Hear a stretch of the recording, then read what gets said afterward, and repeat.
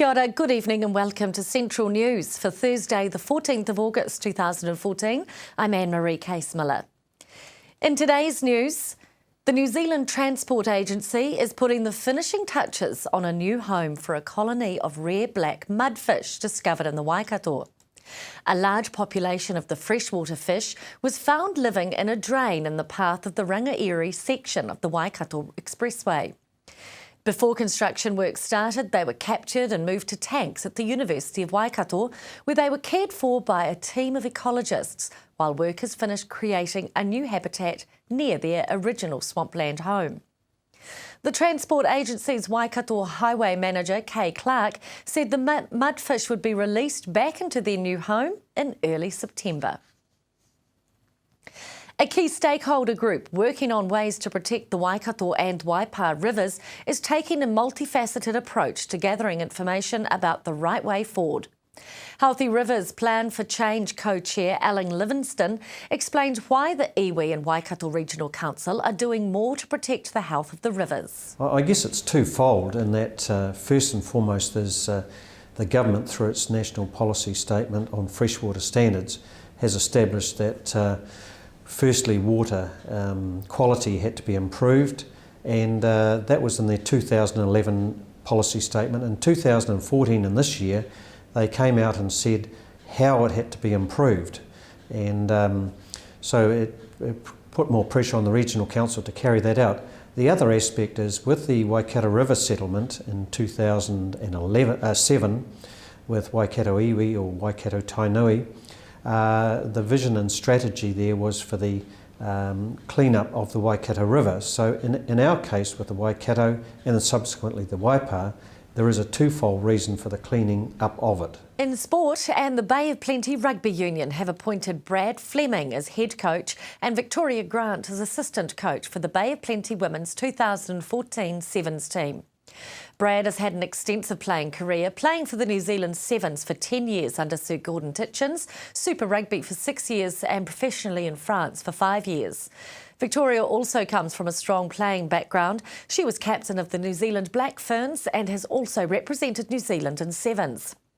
Regan Williams has been appointed manager. He has a strong Sevens background in playing and coaching, most recently working with the Rangiuru men's Sevens team.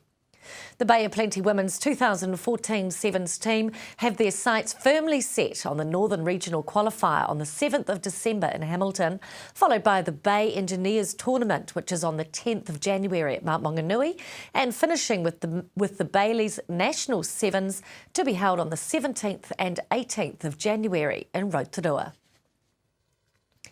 The Rotorua Energy Charitable Trust has announced it will contribute $500,000 over the next 2 years towards the cost of improving Rotorua housing conditions through the popular Retrofit Healthy Homes Insulation Program.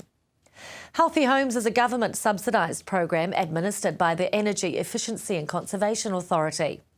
It enables the retrofitting of insulation into homes of low-income families, especially those with children. The program provides grants of up to 60% of the cost of insulation, and project partners such as the Rotorua Trust top up the government grants to provide free insulation to eligible households. Taking a look at the marine forecast now. Raglan rising late on Thursday to a sou'west of 40 knots with a very rough sea. High tide 4 minutes past 1 tomorrow morning. Bay of Plenty, a westerly of 30 knots rising late on Thursday to a sou'west of 40 knots with a very rough sea.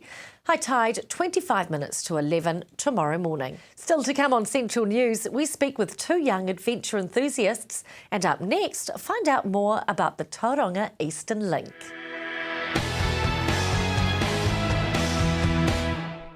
Kia ora, welcome back to Central News for Thursday.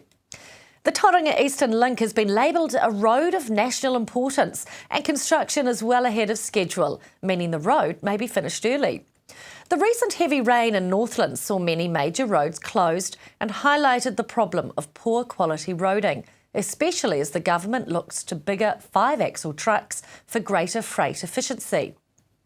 Hillary spoke with NZTA to see if the Tauranga Eastern Link is being built to withstand that kind of wear and tear, especially as a main route from the port. Yes, the short answer is yes. It has been designed for the freight, particularly with the view of getting the larger trucks to the port quicker. So it's designed for that. It's also, effectively, it's a long, smooth road. So therefore there's going to be less maintenance on the trucks, there's going to be less wear and tear. They're also going to be able to have a reliable journey time. So from a freight truck point of view, they're going to be pretty happy. There is a lot of peat soil that the TEL has been built on. Is there a bigger risk of the road sinking with heavier vehicles in the peat soil? Yeah, well, there's different types of construction methods that we've used. There was basically two types. One's a foam bitumen stabilisation, which gives you a little bit of flexibility in the pavement. The other one is a structural AC, structural asphalt concrete. And both are high class. And then on top of them, we're going to have a what they call an OGPA, open grade porous asphalt. And that allows the rain to fall on it and then permeate through the top layer and then drain off to the side. So during the rain, you don't get all the water splashing. So no potholes then? Well, the structure that we're building are going to be high quality. It is literally going to be the best type of road that we can build.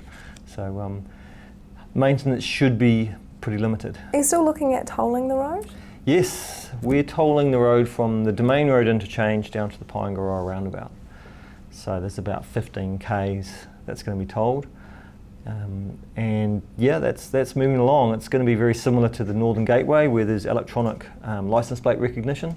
So people will just be able to drive straight through. They won't have to throw a coin into a bucket or anything. What we will be doing in the new year, we'll be rolling out a marketing campaign so that people can understand how the toll system works and how to pay and just the different mechanisms for paying, because the idea is that people will set up an account and then they'll have a direct debit to look after their account.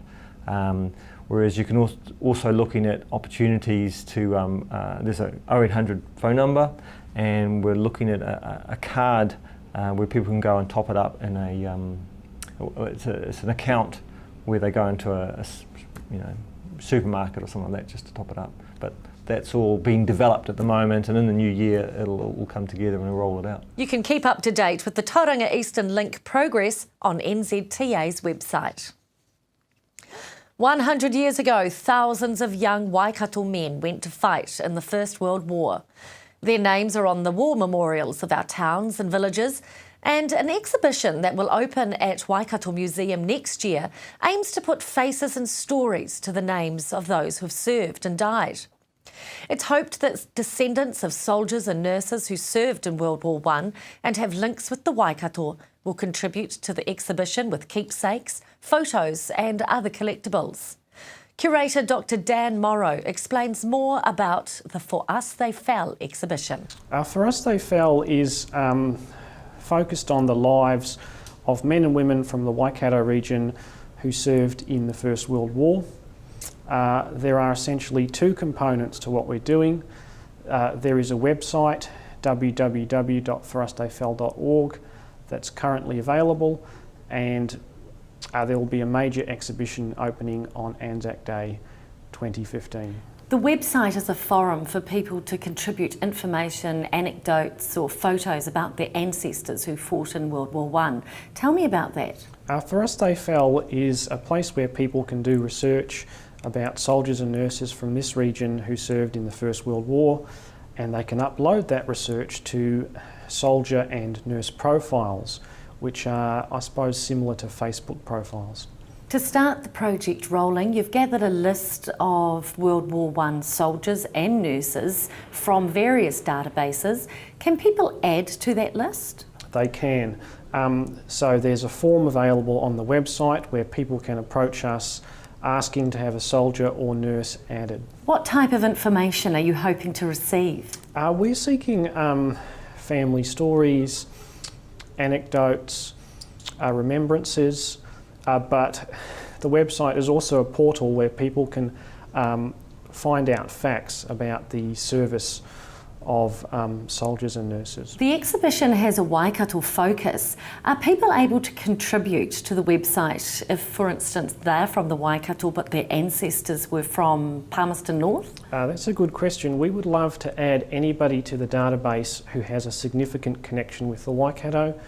They don't need to have lived in the Waikato at the time of the First World War, but we are a regional museum, so our focus is on people who have a strong connection to the region during their lifetimes. What will happen to the information? The information will form a permanent record online of that person's service and life. When will the exhibition open? The exhibition is focused on individual experience. You're really trying to draw those personal stories out of the community. It'll run for 3 years, from Anzac Day 2015 through to Armistice Day 2018. For more information or to contribute, go to forustheyfell.org.nz. Up next on Central News, we speak with two inspirational brothers who are attempting to traverse the 4 highest snow caps in the world. That's next on Central News.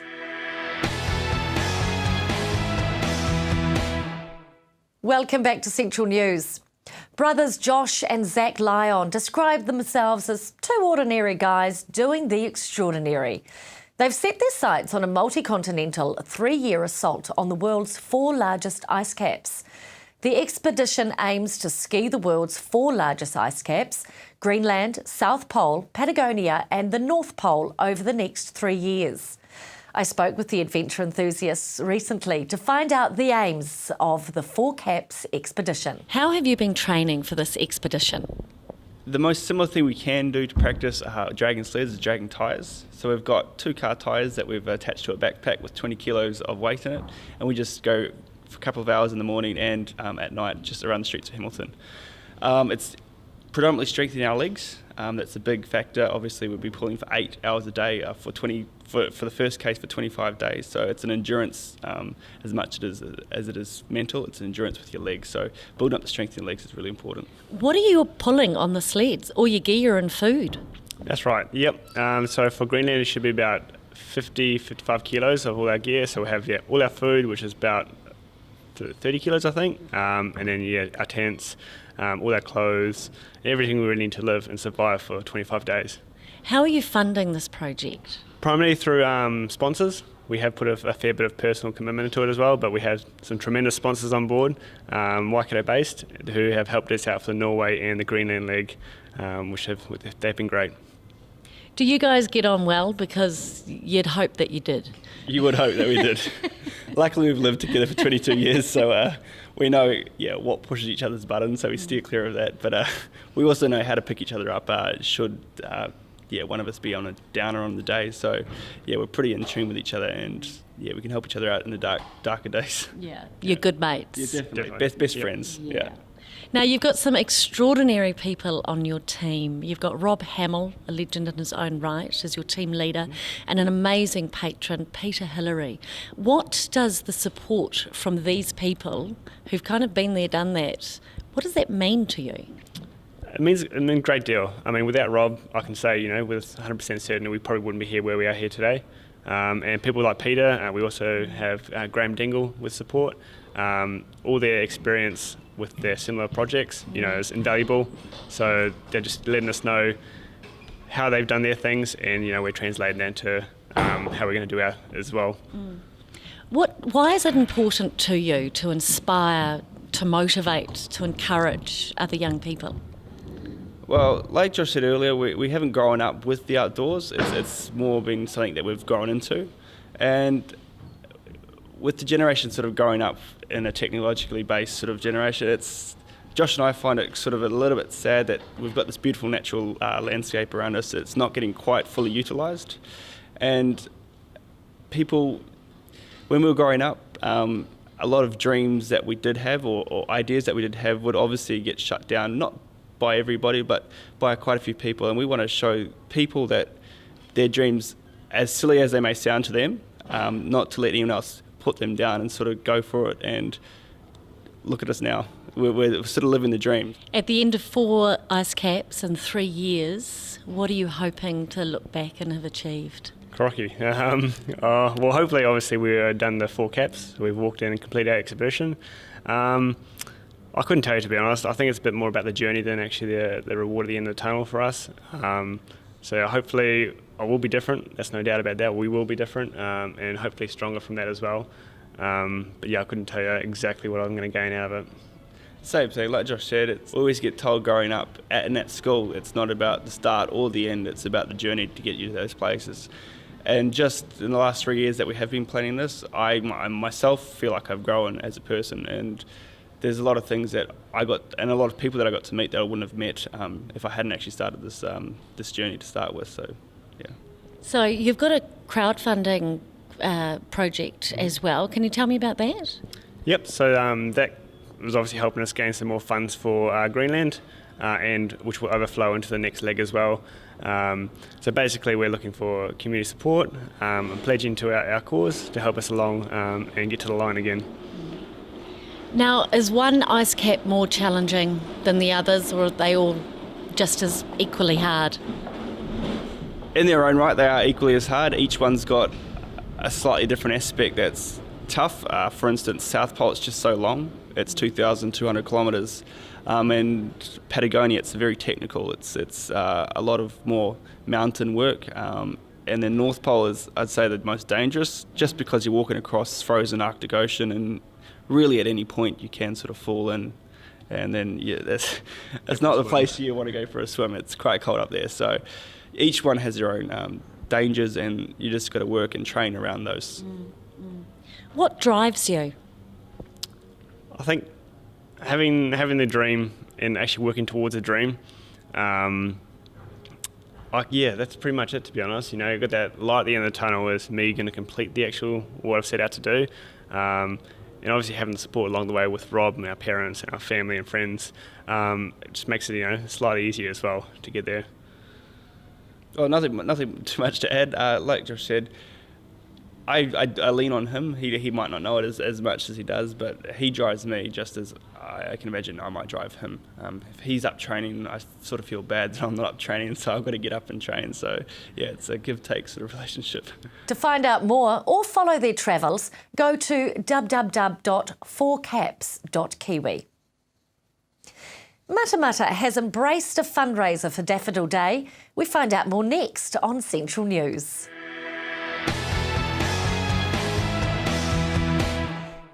Kia ora, welcome back to Central News.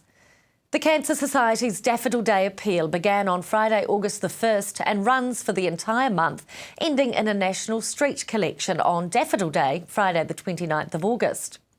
Matamata also has a unique fundraiser that has seen reusable coffee cups sell out.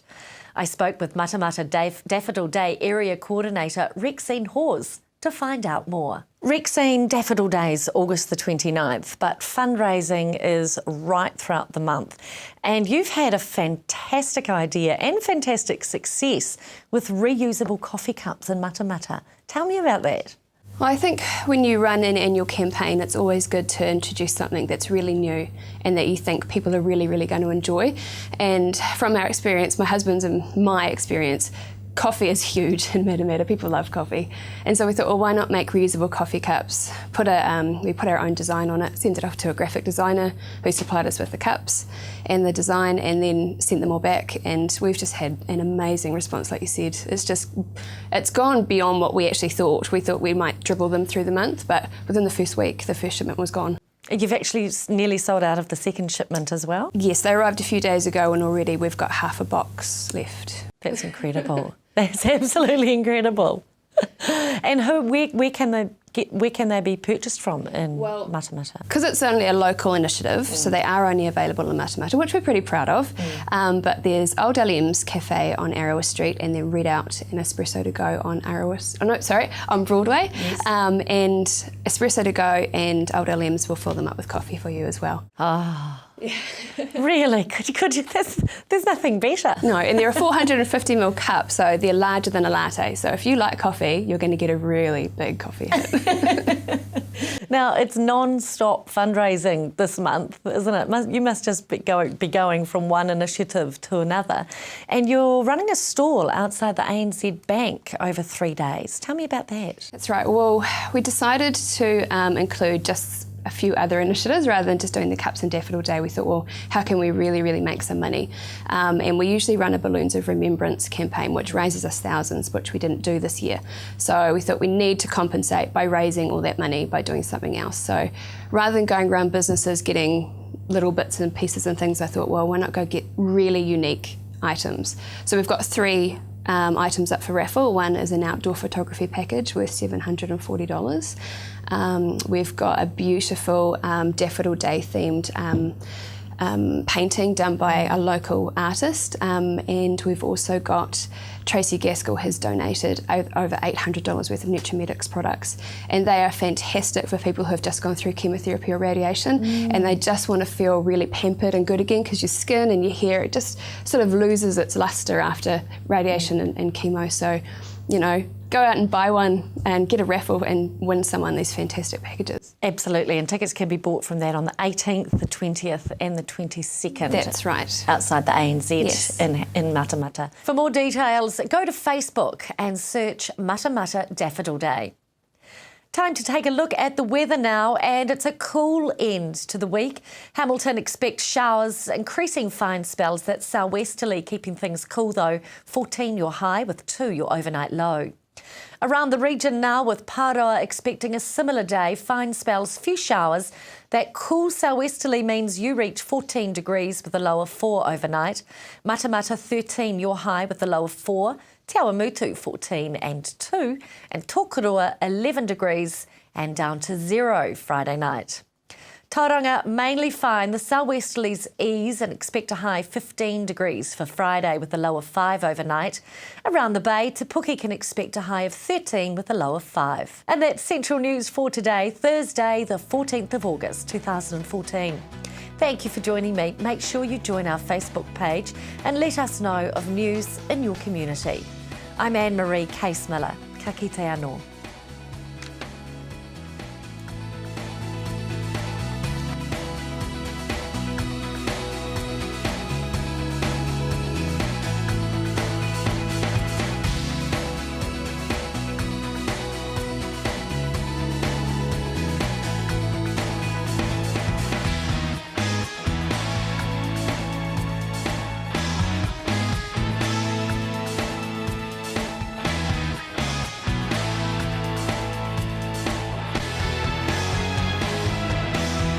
This has been an Alpha Media production, a division of Television Media Group. Supporting local content so you can see more of New Zealand on air.